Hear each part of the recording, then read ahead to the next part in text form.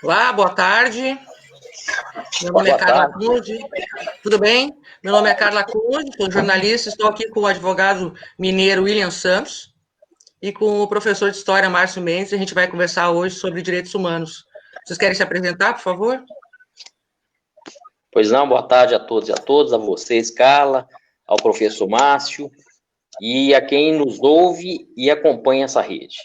Eu quero primeiro agradecer a vocês pelo convite e a todos que estão participando dessa rede, que a gente sabe que é nacional e internacional.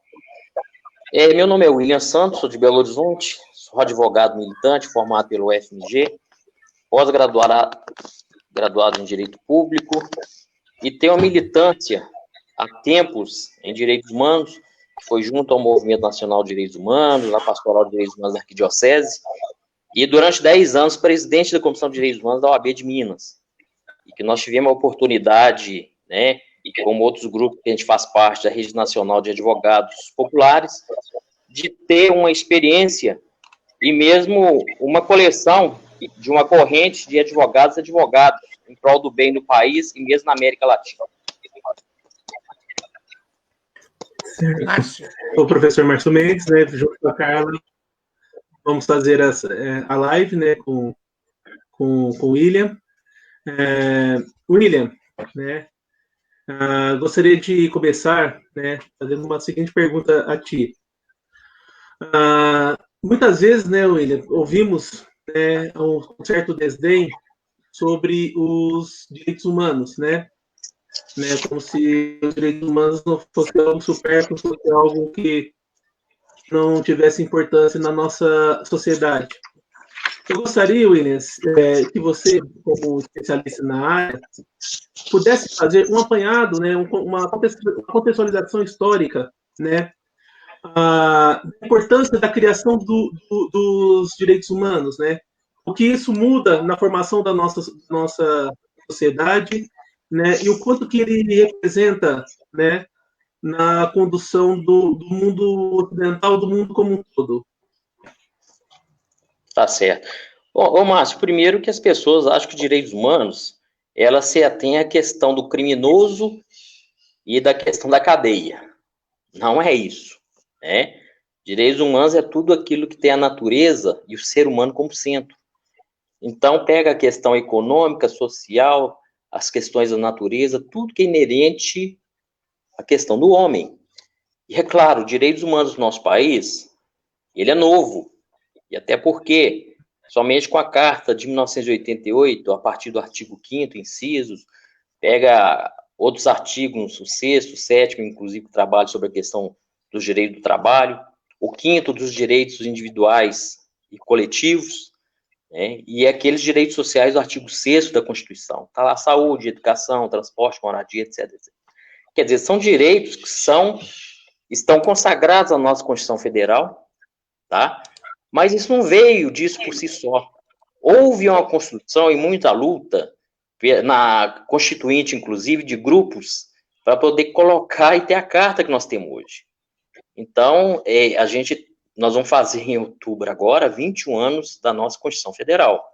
Agora, ela não veio sozinha no vácuo e caiu, né, como fosse alguma coisa, veio de um processo de luta, e luta que, inclusive, não se deu nem no Brasil, mas é uma questão, né, direitos humanos hoje é uma questão internacional, que não está restrita a Belo Horizonte, ou São Paulo, Rio Grande do Sul, nem o Estado brasileiro, nem o país, né?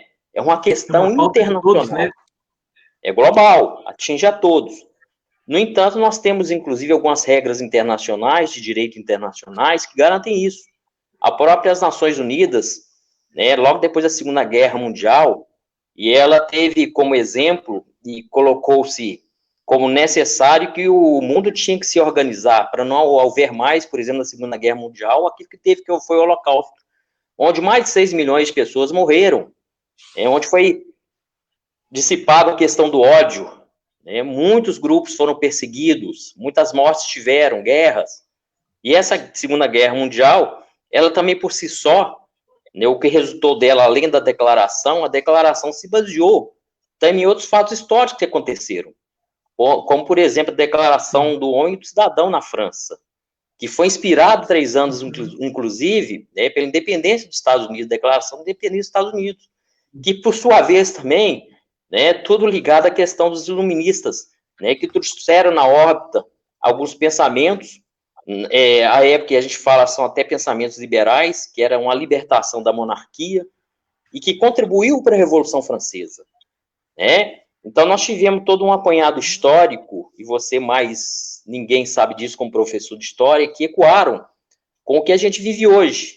E eu costumo falar e repetir, direitos humanos no Brasil é novo. Agora é o seguinte, a gente vem com muito atraso, porque se a carta os 30 artigos da Declaração Universal de Direitos Humanos foi proclamado em 1948, né, do mês de outubro de 1948, que nós temos a falar? Que chegou tardiamente no Brasil. Que no Brasil, se você pegar qualquer pessoa, né, o leigo que abrir a Constituição Federal, o artigo 5º, os incisos, e vai abrir os 30 artigos da Declaração Universal de Direitos Humanos, vai falar assim, e a gente tem isso, professor, mas tem coisa aqui que está aqui dentro. Isso, a nossa Carta Constitucional, o nosso texto constitucional, parte dele é compilação, né, de trechos dos 30 artigos da Declaração Universal de Direitos Humanos. Quer dizer, o legislador trouxe para o Brasil direitos consagrados que já estavam no mundo, o Brasil foi um dos países signatários, trouxe na órbita, né, da Constituição essa inovação. Agora, pode parecer que isso é coisa da Lua, né? Tem gente que acha, mas isso não me afeta, não. Já afetou.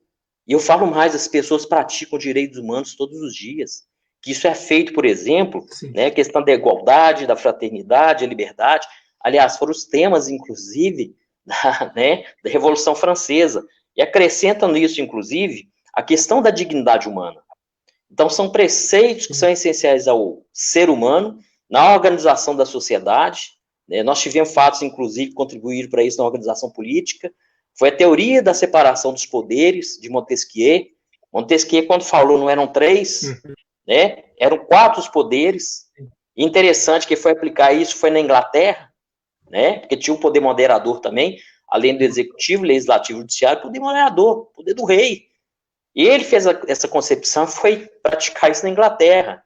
A Inglaterra, né, que puxou a Revolução Industrial, e a gente sabe muito bem, né, que foi a Revolução Industrial no mundo, que trouxe, inclusive, danos ambientais, com a exploração do carvão sem limites, né, a exploração do homem, que saiu de uma escravidão negra, mas continuou na escravidão das indústrias, né, e esse tipo de coisa persiste até a data de hoje, de forma diferente ou não, né? Então, direitos humanos é um termo muito mais amplo, que não fica adequado, por exemplo, àquilo que as pessoas querem desqualificar, pelo contrário, né? Eles praticam isso todos os dias, tem gente que pratica e nem sabe. E eu falo mais, né? Alguns preceitos da Constituição Federal trouxeram de imediato algumas consequências de ordem prática nas pessoas.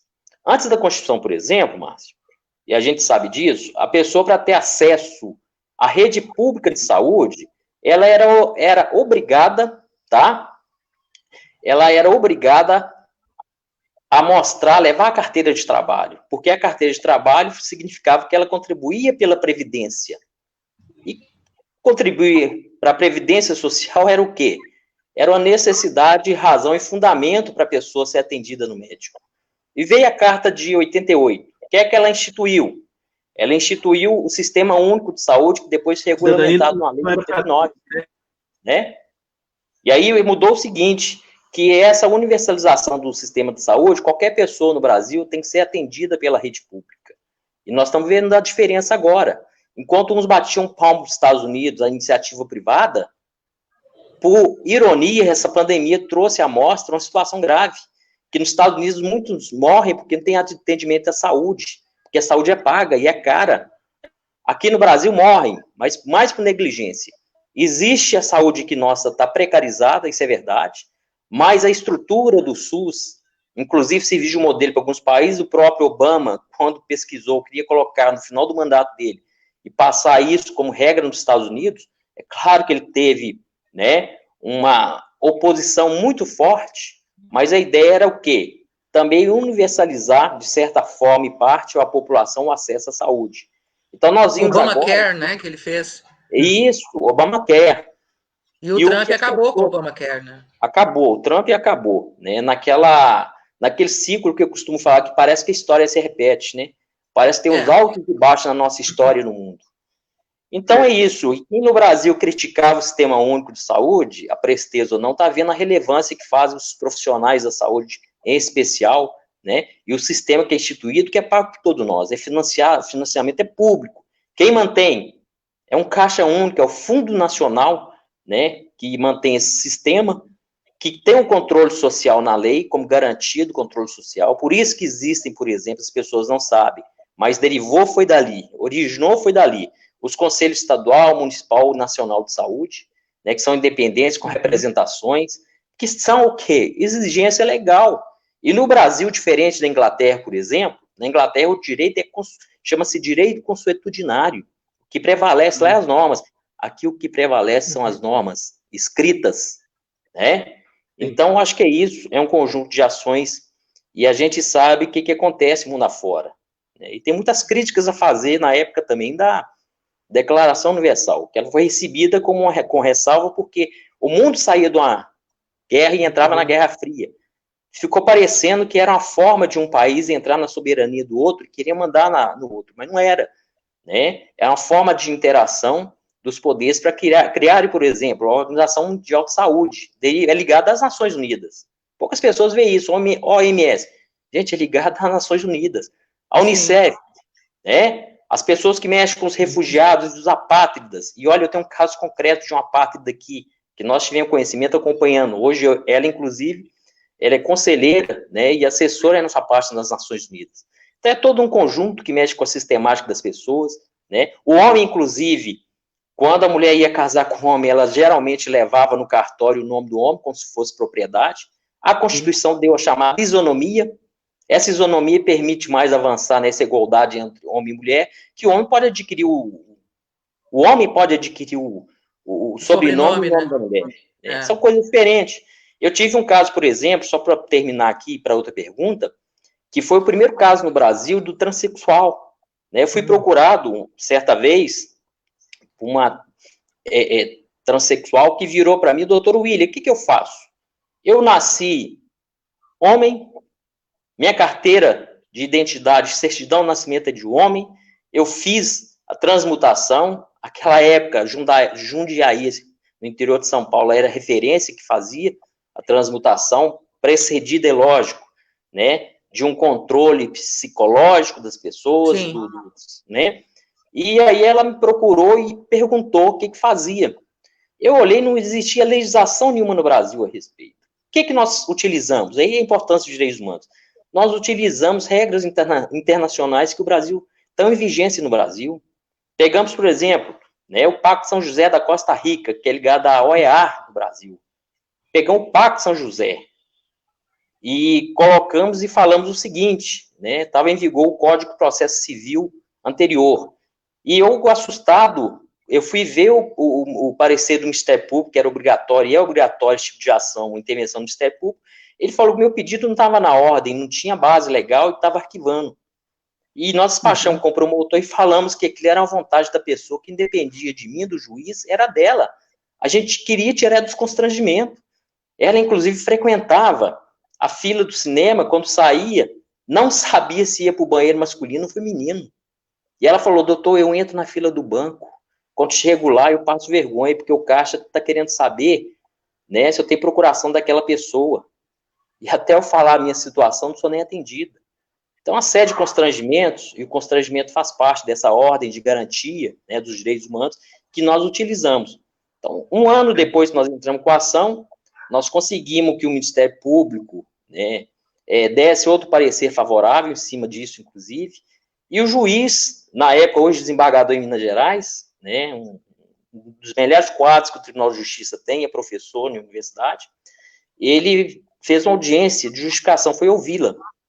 E ela perguntou, doutor, o que eu falo? Você vai falar a verdade, porque o que eu coloquei na ação, na peça, na inicial, como, né, nessa linguagem do advogado, o que eu coloquei na peça inicial foi seu histórico. Você vai falar à vontade. Ela falou, né, E depois disso, nós tivemos o quê? O juiz pediu a determinação, a averbação para mudar o nome e o sexo dela na certidão de nascimento. Foi o primeiro caso do país. Se tinha algum, eu pesquisei, era só mudança de nome. Não tinha mudança de nome e sexo. Depois outras vieram, né? Muitas, inclusive, achei interessante, muitas travestis brasileiras na Itália me ligaram, achei interessante. Uma outra também, nós fizemos a mesma coisa, fizemos essa ação, ela teve êxito. Foi o primeiro caso, para poder ilustrar, que aquilo não estava dentro da lei. Hoje a gente viu que avança, se depender do avanço da lei não vai, mas a gente também tem os julgados tribunais. A doutrina ajuda e os julgados também fazem força de lei. Porque você, por exemplo, ao contrário que as pessoas entendam, não tem legislação no Brasil muito certa que fala sobre a questão do casamento, né, homossexual. Existe mais, e foi primeiro, o entendimento do tribunal, do Supremo Tribunal Federal. Então, esse conjunto de normativas, né, baseados nos preceitos universais de direitos humanos, que dão a garantia, né, e ao sucesso do atendimento da pessoa que procura no Estado aquela resposta que não tem. Realmente, não é à toa que a nossa Constituição se chama Constituição Cidadã, porque ela contém ali um avanço, que foram 20 e tantos anos de ditadura, né? Então, o avanço de todas essas lutas, tudo isso vinha sendo construído a parte, né, da lei, até que a lei refletiu, né, o que realmente acontecia, como, por exemplo, no caso das mulheres, né, até 88, a mulher era propriedade do homem, se o homem resolvesse mudar de cidade, a mulher tinha que mudar junto, se a mulher resolvesse sair de casa, ela não tinha direito aos filhos, né, e uma série de outras coisas, assim, que eu falo para minhas filhas hoje, elas não acreditam, mas isso só mudou em 88, né, e muito inspirada, realmente, na questão dos direitos humanos, né. Carla, não sei se o Márcio quer fazer mais alguma pergunta. A filha de vocês para complementar. Existia antes disso, da carta, a chamada outorga uxória, que a mulher tinha para fazer o negócio dela, tinha que ter autorização do marido. Sim. Elas vão rir hoje, mas era verdade isso, Ana Gaji. Eu vou dar um exemplo rápido aqui, muito tosco, tá? A minha mãe era torcedora do Esporte Clube Internacional, Colorado. Foi torcedor a vida inteira do Colorado. E o meu pai era do Cruzeiro, um time que tinha aqui que não existe mais. Quando, em 1983, quando fizeram o Parque Gigante, que é um clube gigante que tem aqui em torno do Gigante da Beira-Rio, né, o estádio do Inter, a minha mãe foi lá para se associar. E eles disseram, tá, mas o seu marido é que tem que se associar. A senhora é casada? Sou. Então, o seu marido é que tem que se associar, a senhora vai ser dependente. Ela disse, não, meu marido nem é colorado, pô. Meu marido é cruzeirista. Me chama o chefe, né? Porque ela era assim, né? E aí veio o gerente lá e ela fez um escândalo. Ela disse, não tem cabimento, isso aí, a colorada sou eu, e eu que quero ser a titular. Então, ela foi a primeira mulher titular, sócia de um clube em Porto Alegre, porque ninguém se associava. Se fosse casada, não podia se associar. Só solteiras, entendeu? A casada tinha que ser dependente do senhor dela, né? E a minha mãe, então, além de ser a sócia, ela ainda botou meu pai de dependente. Né? Mas para ver como isso aí, em 1983, é muito recente. Né? Para mim, pelo menos, é muito recente. Né? Márcio, tu tens alguma pergunta além dessa pauta aí?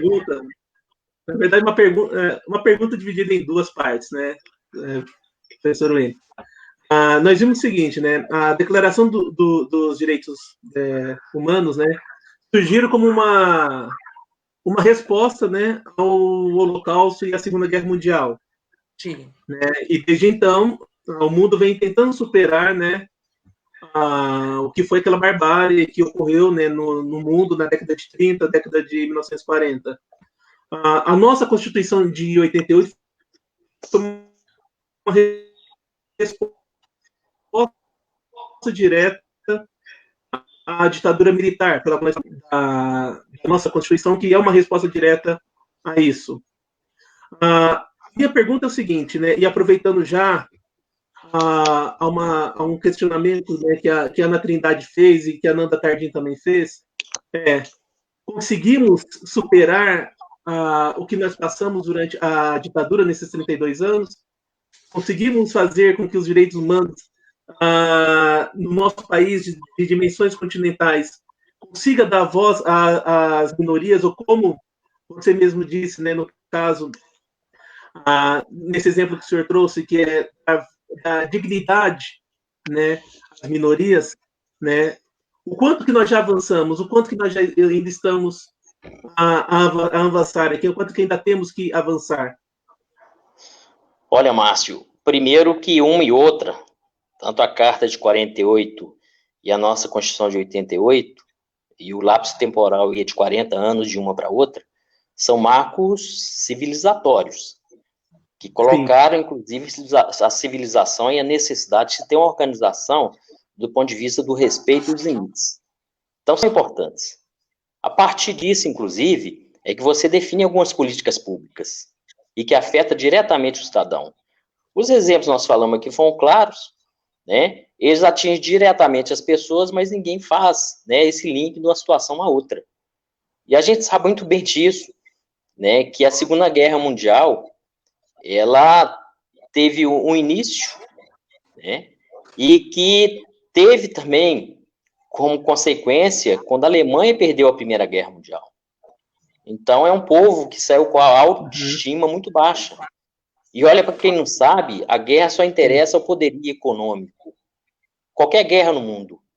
Sim. Porque se não tiver, ninguém nunca ouviu falar, por exemplo, né, numa intervenção humanitária, que os países estão fazendo uma guerra para ter intervenção humanitária em algum país, se não tiver por trás um interesse econômico. Sim. Não há interesse econômico. Né? Isso é ruim. Isso é péssimo. O que a gente sabe e viu... A América está por trás também, né? Verdade. Que quando eles saíram da Primeira Guerra Mundial, saíram muito endividados, né, e tinham internamente uma necessidade da Alemanha dar uma resposta ao mundo. E olha, ele foi eleito. Hitler, quando chegou ao poder, ele foi eleito pelo povo, um partido nacionalista. E pregava uma coisa e acabou fazendo outra. Parece que a história se repete. Sim. E o que ele fez? Uma das primeiras coisas que ele fez foi tentar ganhar a mente das pessoas. Primeiro ganhou o coração, depois a mente. E criou, inclusive, o Ministério das Comunicações. Coisa inédita até então. Né? Goebbels foi o ministro dele.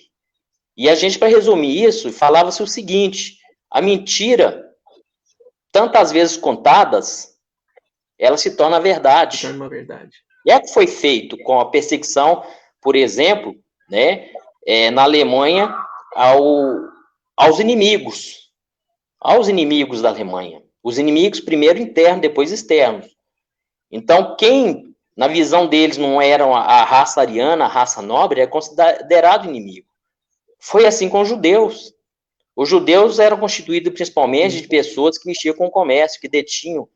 Então, eles tinham que fazer o saque aos judeus para financiar uma próxima guerra. Então, na cabeça dos alemães, né, e o Hitler conseguiu colocar na cabeça dele que eles não poderiam ser empregados dos judeus, que eles não poderiam, né, os alemães ficarem olhando, vendo eles andando, por exemplo, as mulheres andando perfumadas, com adereços, e eles nada. Então, houve, né, um genocídio daquele povo, houve uma perseguição. E o roubo, né, das joias. Os campos de concentração, né, foram levados mais de 100 milhões campos de concentração. E eu tive o prazer, inclusive, com o grupo Anne Frank aqui de Belo Horizonte, tem outros constituídos que a gente ajuda e milita, de trazer aqui certa vez, e já veio aqui por 4 vezes, a dona Nanete. Dona Nanete vive em São Paulo, foi vítima do Holocausto, e é a única amiga viva ainda da Anne Frank. Anne Frank é aquela do Diário de Anne Frank, né, que ela traz consigo, escondida no porão, lá em Amsterdã. Os pais dela saíram, foram para Amsterdã, judeus, foram denunciados, e ela pediu certa vez o pai um presente. O pai dela deu um caderno que acabou virando um diário, que ela escrevia e colocava o sentimento, a alegria dela no viver, mesmo tanto aquela sofridão que existia lá fora. E quando ela morreu, inclusive morreu de tifo, um campo de concentração, que veio ao mundo, ao diário dela, que é um maior sucesso hoje. Aliás, é o 2º livro mais lido do mundo depois da Bíblia. Né? É bom tecer isso aqui, porque a história... Eu li na adolescência, encantada.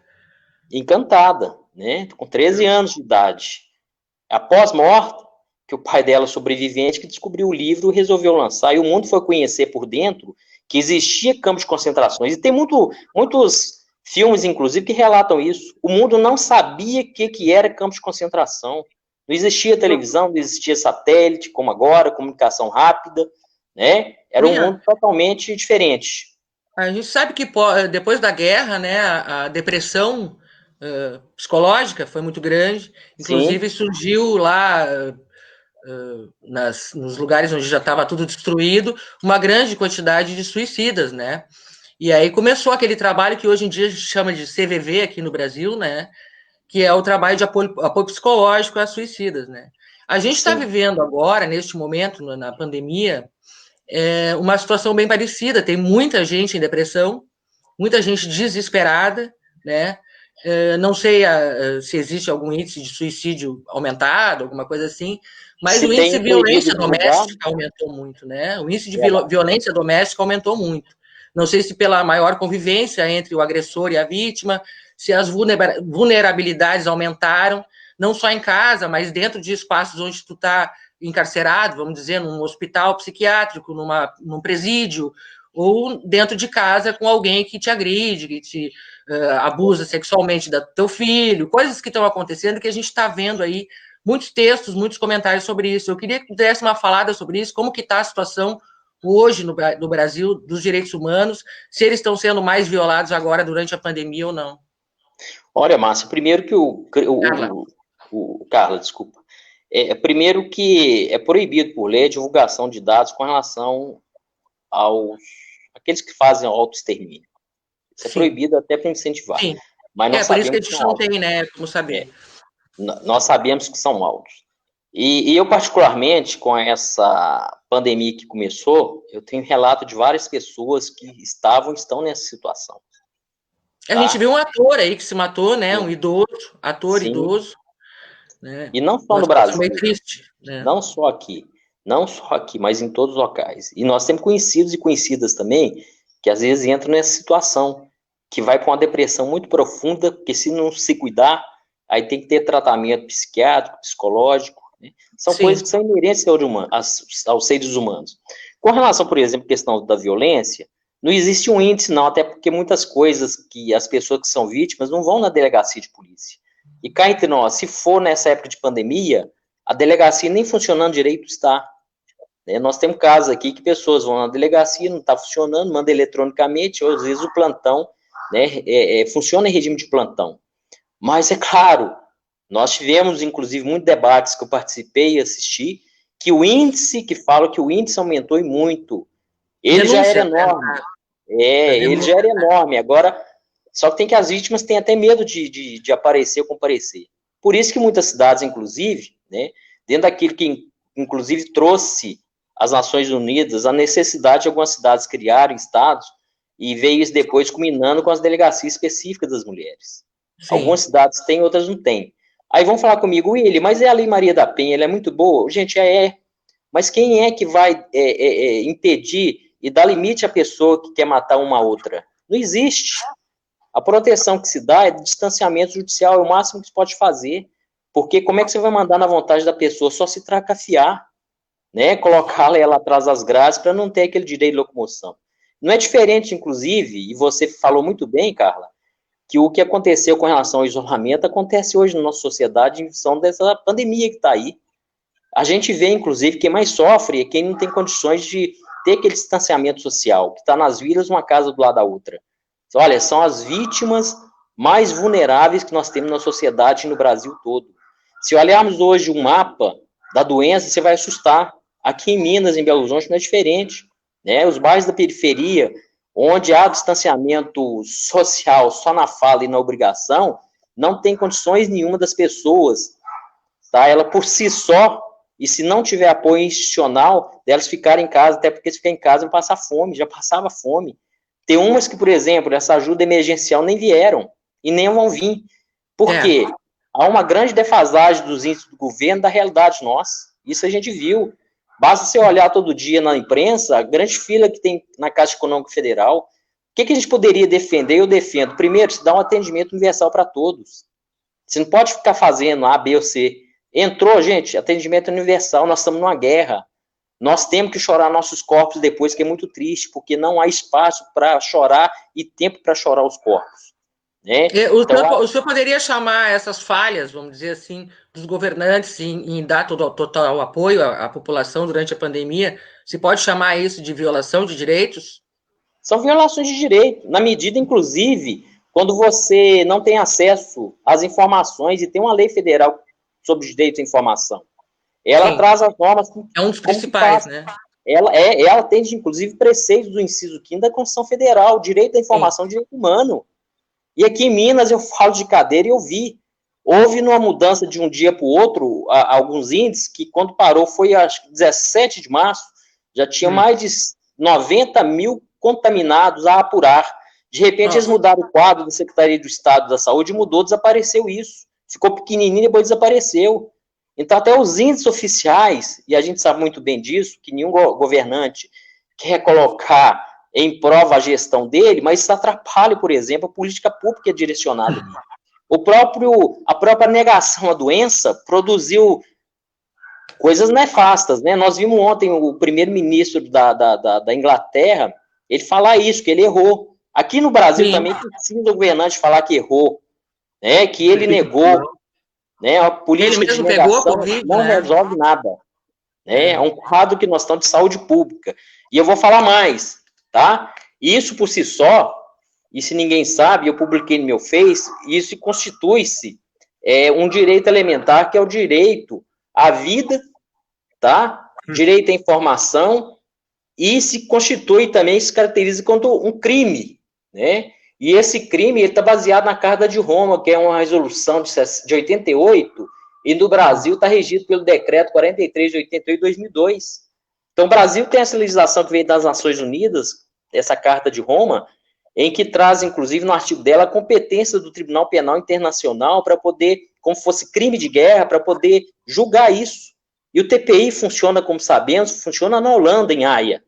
Então, o Tribunal Penal Internacional, ele tem essa competência. Está sendo acionado isso, né? Está sendo acionado, está sendo encaminhado o Bolsonaro e o governo dele como genocida, né? Eu acredito que a informação sobre a doença é fraca, não existe uma campanha nacional para proteção, não existe na televisão, o Ministério da Saúde informa, nada, né? E, além de tudo, tem as informações erradas, propositalmente colocadas, como o caso da cloroquina, da ivermectina, como curas para a Covid. A gente sabe que não existe isso, não existe cura, a gente espera a vacina, né? Além disso, tem um movimento de lentidão, entendeu? Com relação à produção das vacinas, parece que estão esperando já há quase um mês a assinatura do Bolsonaro para começarem a produzir, né? A Oxford, né? E a Fiocruz espera essa assinatura, porque a Fiocruz é um órgão público que necessita dessa assinatura, dessa aprovação do presidente, né? Então, parece que é um esforço contrário, entendeu? Que de propósito se faz de tudo para desinformar a população, para publicar fake news, para esconder números, né? E ainda tem boatos, coisas de tipo assim, estão pagando 12 mil por pessoa doente para cada prefeitura. Imagina, como é que todos os prefeitos e todos os médicos do Brasil iam ser falcatrua, né? Iam mentir que a pessoa está com Covid para ganhar dinheiro. Isso aí não existe. Ninguém ganha dinheiro com doença. Né? E o próprio comportamento de que ele está, né? O próprio comportamento diz isso. O exemplo que ele dá, que vai para as redes sociais, ele coloca e fala, não usa máscara. Olha, ele vai para a rua, né? Isso é crime. Todo mundo sabendo que ele está positivo, mesmo assim ele vai para a rua. Né? Isso é crime. Esse comportamento criminoso dele, isso pode acarretar a saída dele do governo antes das eleições de 2022? Olha, pode sim. Resta saber se a Câmara, o presidente da Câmara, tem peito para isso. Está cheio de denúncia, né, contra ele na Câmara. Quem processa isso é a Câmara. Eu acho que o Rodrigo Maia, ao invés de fazer os acordos que fizeram, e garantiram, colocaram gente lá em Itaipu, igual ele fez, ele e o prefeito, ACM Neto, em vez de fazer isso, por que ele não coloca isso para discutir? O Congresso tem que discutir isso, antes que o Tribunal Penal Internacional faça, porque isso é crime contra a humanidade. Márcio, tu queria falar? Só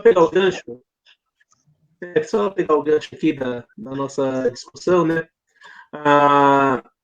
Surgiu aqui no chat, aqui através da Nanda Tardim, a seguinte dúvida, né? O Brasil, ele é signatário de vários acordos dentro dos direitos humanos, né? Mas nós estamos, como vimos, em um momento em que o Estado, né, ele não está dando anteparo adequado à população. Como que podemos fazer com que esses acordos internacionais sejam cumpridos? Verdade. Entendeu? Olha, Márcio, qual o caminho? Olha, o próprio Supremo, primeiro, para poder ter vigência no Brasil, os acordos internacionais, como esse que eu falei da Carta de Roma, tem que ter um decreto reconhecendo. A Carta de Roma, eu falei que é de 88, em 2002, que foi assinado o decreto, né? Uhum. E ela fala justamente isso, né? Caracteriza como crime contra a humanidade, preceitos e gestos e fatos como esse que acontece no Brasil. Por isso que quem está à frente do Executivo foi levado àquela corte do TPI, né? Uhum. Em vigência, o próprio tribunal, o Supremo Tribunal Federal, que eu saiba, em 2004, ele reconheceu a vigência automática de alguns preceitos, né, de acordos internacionais que estão em vigência lá fora. Um caso disso, por exemplo, né, é na área civil, e no Brasil você tinha 3 condições da prisão civil: a pensão alimentícia, prisões civis, tá? Crime do colarinho branco, tá? E o chamado depositário infiel. Esses davam prisão. O depositário infiel, quer dizer, é o sujeito que apresentava um bem e o juiz falava com ele o seguinte: olha, esse bem você vai tomar conta que ele vai servir lá na frente com ação de execução para ressarcir a quem entrou com a ação para você pagar, que vai a leilão. Essa figura do depositário fiel, ela existe, mas a pena não existe mais. Ela existia na lei, mas deixou de existir em função de quê? De tratados internacionais que foi reconhecido pelo Brasil, da não vigência disso. Então, nós tínhamos um Código Civil, por exemplo, anterior, que tratava isso, estava em vigência, mas para efeito, né, desse conhecimento de 2004 do Supremo, de um acordo internacional que foi feito com o Brasil, isso deixou de caracterizar a prisão. Eu tive um caso, inclusive, que foi, né, pelo menos o meu primeiro caso, não sei se foi o primeiro, que não ficou público, mas foi um caso que eu tive que foi nessa concepção, né, que na época eram 3 prisões civis, e o OGE, e o depositário infiel, o chamado que tinha cadeia, não tinha mais em virtude desse tratado que foi assinado lá fora. Né? Então, os tratados internacionais, ele tem vigência. Se tiver alguma dúvida, bate-se a porta do poder judiciário, inclusive, né, diretamente no Supremo, e a Constituição Federal traz o mecanismo de foro e competência de cada um para colocar em prova, né, esses tratados. Mas, em regra geral, eles têm vigência no Brasil do ponto de vista, né, da eficácia. Agora, o nosso, né, julgador também tem que estar preparado para isso, como as autoridades da polícias civis têm que estar preparados também para distinguir, por exemplo, alguns crimes que são levados, né, racismo, né, crime de ofensa, injúria racial, etc, etc. Né? Então, acho que é um aprendizado que está, mas nós temos todos os instrumentos à mão. E o preparo de toda a cadeia, né, do sistema, né, não só da questão jurídica, mas também de quem está lidando muitas coisas vêm de entendimento, né, que a gente fala aquilo que são regras que são julgadas pelo Supremo, que dão efeito geral, chama efeito de repercussão geral, né, quer dizer, obriga todo caso idêntico a seguir aquele caminho que já foi julgado anteriormente. Então, são regras que foram colocadas que ajudam um pouco a diminuir, né, é justamente por isso que o presidente do Executivo, né, julga que deveríamos extinguir o Supremo, né, porque é uma pedra no sapato de quem quer descumprir a Constituição, né, o Supremo é o grande guardião da Constituição, vamos dizer assim, né. Isso é característica também do fascismo, né, Carlos, se me permite. Claro. O próprio fascismo, por isso que a gente fala, e o professor Márcio deve concordar, que parece que tem um ciclo na nossa história, parece que o tempo vai e depois volta algumas coisas que já foi vivida no passado. Eu não vivi na minha idade, a Carla não viveu, o Márcio, mas a história fala isso. Parece que são ciclos, já aconteceu isso. Como a peste bubônica, por exemplo. Não, eu vivi, eu nasci em 64. Mas a peste bubônica você não viveu, não. Não, a peste bubônica não, a ditadura militar, sim. Está muito nova para isso. Não, a peste bubônica não. Mas é isso, parece que são ciclos, né? E, lamentavelmente, o povo sempre vai atrás da chave. Se na Alemanha fazia-se as mentiras como regra direto, hoje ela continua e tem um nome muito mais, eu vou falar mais americano, fake news, né? Com a língua inglesa, fake news, não é diferente do que se praticava no passado. Porque eles chamam, na verdade, de fake news, porque tu poderias até traduzir de outras formas, né? Tipo, fofoca, boato, notícia falsa. Mas notícia no caso falsa da fake news, ela não é só uma notícia falsa. Ela não é só um boato, uma fofoca. Ela é mais que isso. Ela é uma notícia construída para manipular. Entendeu? Então, ela tem um objetivo, né? E não existe, vamos dizer, uma palavra em português, a não ser safadeza, vamos dizer assim, que substitua fake news, né? É um trabalho construído para ter um determinado resultado. Né? Não é por acaso que ela foi feito na época da Alemanha nazista. Exatamente. Foi feito com cineastas, enfim, verdade. Né? A desconstrução da imagem da pessoa. Marketing, era um marketing, né? Você desconstrói a imagem da pessoa e vem aquela onda, aquele boato, até ela virar inimiga número 1, e a pessoa não poder até sair de casa, aí dá depressão e tudo, até ela provar o contrário na justiça, a imagem dela está prejudicada. Claro. É verdade, eu tenho casos aqui que eu poderia falar isso com vocês, discutir isso até amanhã, são casos concretos, que a história do Brasil não revela, mas que eu sei muito bem, que eu acompanhei. Falando sobre a história do Brasil, professor William, mais uma pergunta. Sabemos que o nosso sistema prisional ele está, né, praticamente falido. Hoje saiu um relatório do CNJ que comprovadamente há 13 mil presidiários hoje no Brasil com a Covid-19, né? Com mais de 100 mortes, eu estava ouvindo hoje na rádio. E é notório que nossos presídios há grandes violações dos direitos humanos, né? Gostaria que o senhor comentasse um pouco sobre isso, né?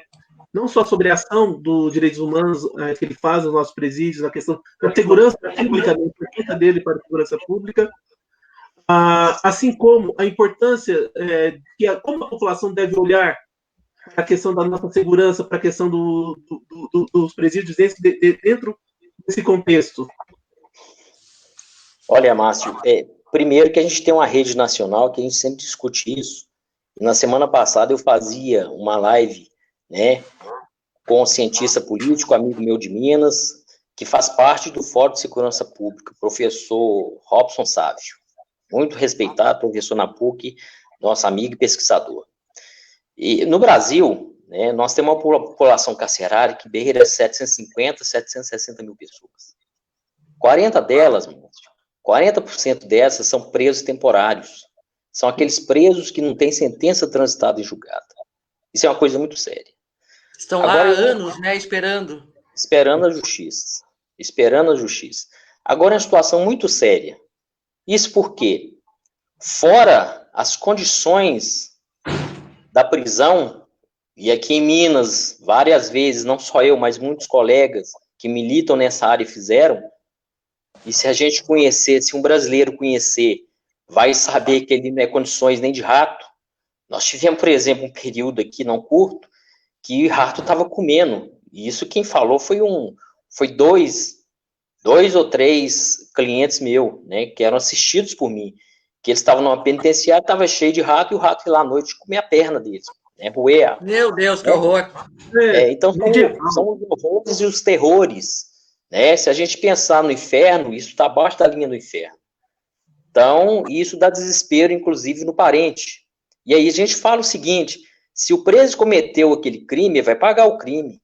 Agora, essa pena não pode ser extensiva aos familiares. Quando há proibição, inclusive, na lei de execuções penais, há a previsão de visita, né, tem a quantidade mínima, né, regras do Conselho, resoluções do Conselho Nacional de Justiça antigo, o primeiro foi mais ou menos 2000, não, tem muito tempo isso, 96, me parece, já trazia as condições, e a própria lei de execuções penais, ela traz as condições do preso, né, quais os direitos que ele tem.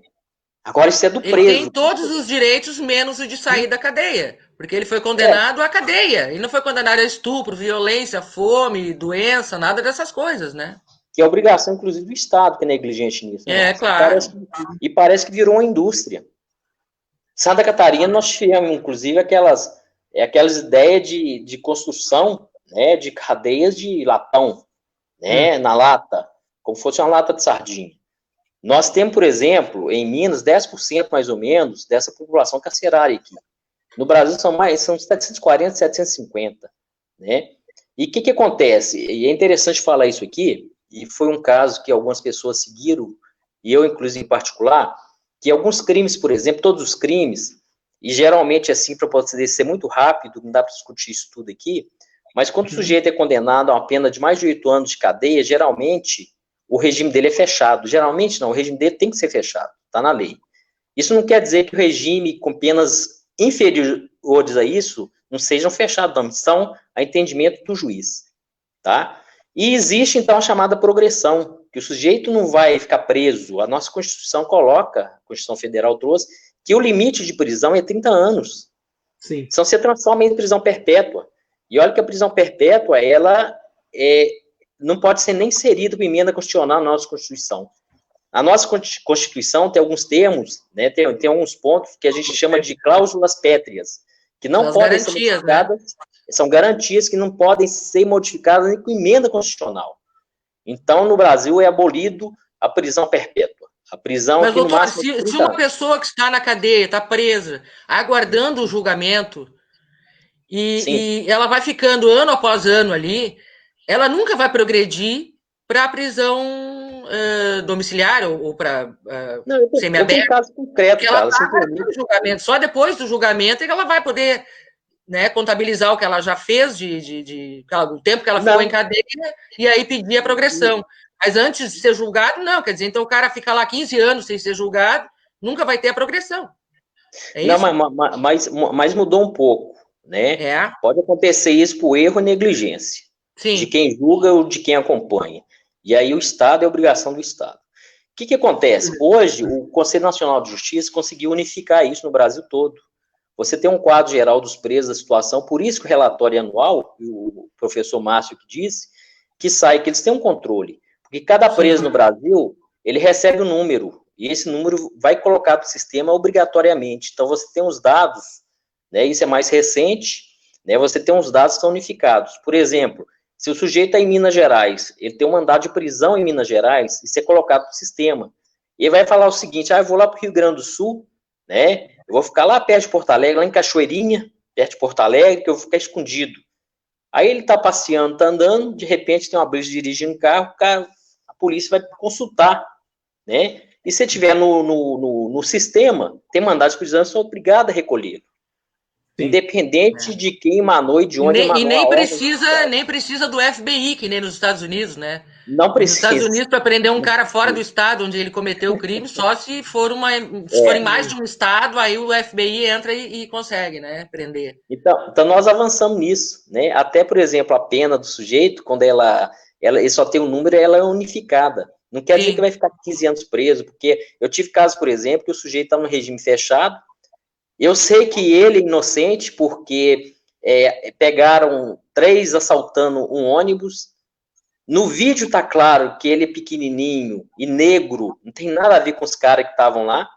Ele foi condenado em primeira instância.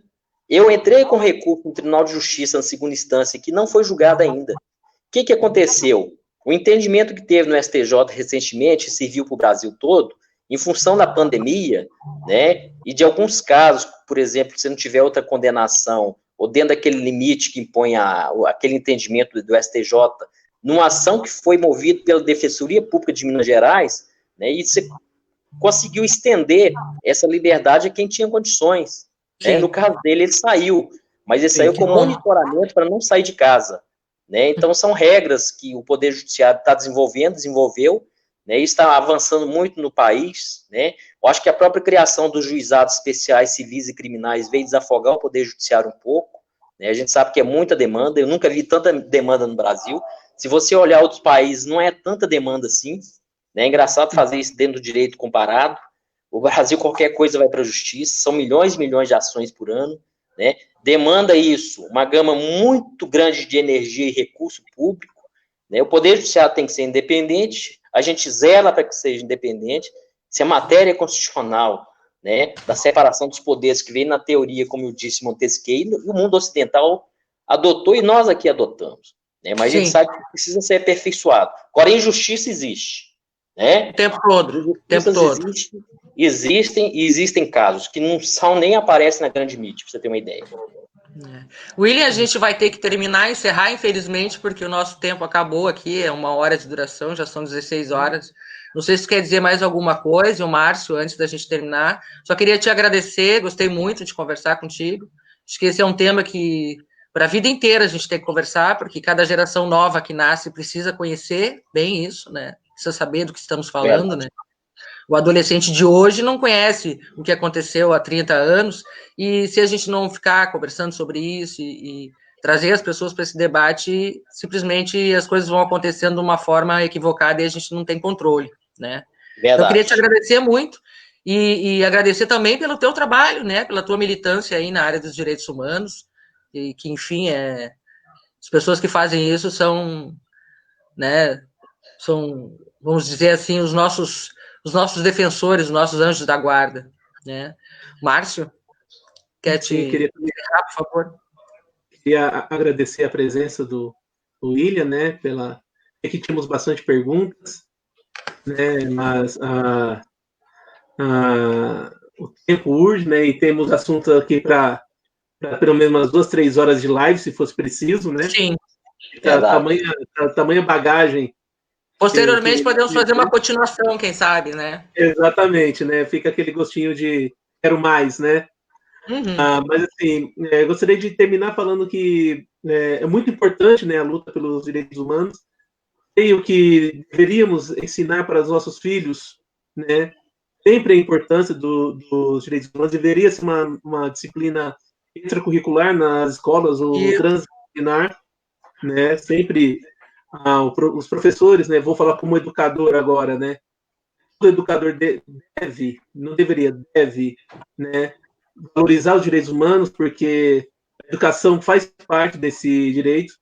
Agradecer, William, pelo trabalho, tá? Um trabalho que traz luz, né, a todos nós. É um trabalho que, num momento como nós estamos vivendo, né, no nosso contexto, é um trabalho desafiador, pela violência estrutural e pela violência física, tá? E falar que foi um grande prazer, tá, fazer parte desta live. Olha, eu que agradeço a vocês, ao conjunto dos outros colegas que com vocês trabalham e militam, né? Agradeço em nome dos demais, a Carla presente, o Márcio, né? Eu acho que é um grande espaço que se tem, né? Eu ganhei uma original da Constituição da África do Sul, é uma Constituição exemplar, legal, que eu acho muito boa.